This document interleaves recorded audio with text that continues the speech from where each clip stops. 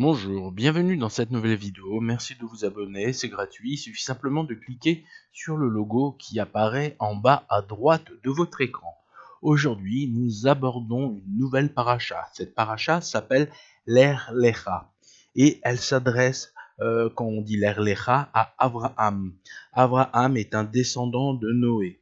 Son histoire commence au moment où cet homme quitte son pays et se dirige avec son neveu et sa femme en terre de Canaan. Alors, Canaan, on en a parlé dans la vidéo précédente. Ce Canaan est le petit-fils de Noé et il a fait des choses horribles à l'encontre de son grand-père. Donc là, on parle de le pays, l'endroit qui est devenu la terre de Canaan, c'est-à-dire le pays de la terre de Canaan. Et donc, cet Abraham s'installe là-bas. Et le but de cette vidéo, c'est de réfléchir à quelque chose qui est assez singulier. Pourquoi? Depuis des milliers d'années, Abraham est reconnu comme l'homme qui a brisé l'idole de ses parents et qui s'est tourné, lui, vers le Dieu unique, le vrai Dieu. Et tout est parti de là. Et pourquoi je cherche à accentuer le principe que c'était plus les qualités magnifiques d'Abraham qu'il avait fait aimer par Dieu, c'est simplement parce que si nous prenons une chronologie de l'histoire telle qu'on la connaît, déjà nous avons Adam. Adam, il est venu au monde il y a à peu près 5700 et quelques années. Donc on va dire l'an 1, puisque c'est l'an 1, donc 5700 et on est en l'an 1. Il va vivre 930 ans, et après il va avoir des tonnes de descendants. Et moi j'aimerais vraiment descendre directement en bas.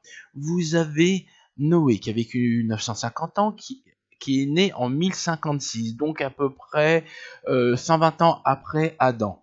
Et il a vécu jusqu'en l'an 2006. L'an 2006, c'est très important cette information. Pourquoi? Parce que maintenant, regardez, nous pouvons constater donc, comme on a vu précédemment, Noé est mort en l'an 2006, mais nous voyons en bas que Abraham est né en 1948 et est mort en 2123.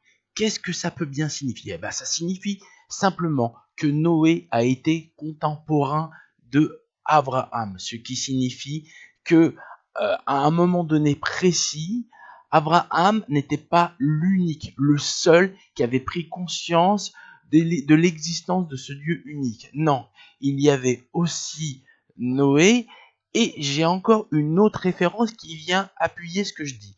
À un moment donné, lorsqu'il habitera à Canaan, Lot, son neveu, va être kidnappé par des rois qui habitent la terre de Canaan.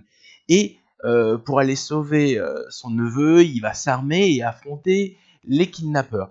Et à un moment donné, les rois qui étaient ennemis de ces kidnappeurs, de ces rois kidnappeurs, vont vouloir récompenser Abraham.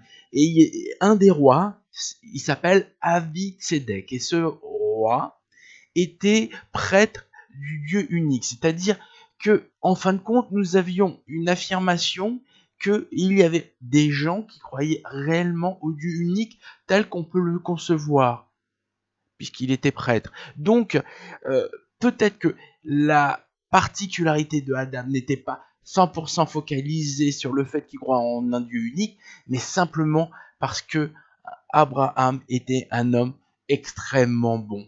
Et grâce à sa bonté, il est devenu le père des peuples. Surtout que dans les vidéos précédentes, on voit bien que Dieu a détruit le monde tel qu'il était à l'époque parce que l'esprit des gens était mauvais, ce qui veut dire que les qualités humaines des gens étaient absentes. Donc, pour Dieu, la notion d'humanité, de bonté, de ce qui fait un homme bon, était un vecteur absolu pour déterminer si les choses devaient continuer ou pas par rapport à l'existence même de l'humain. Bien évidemment, la foi pour Dieu était extrêmement importante aussi, puisqu'à un moment donné, Dieu demandera à Abraham de sacrifier son fils Isaac. Et Abraham ne va pas hésiter. Donc, nous avons plusieurs qualités qui sont indispensables. Il y a bien évidemment la bonté, mais il y a aussi la foi. Voilà, cette vidéo est finie. Merci de vous abonner et à bientôt.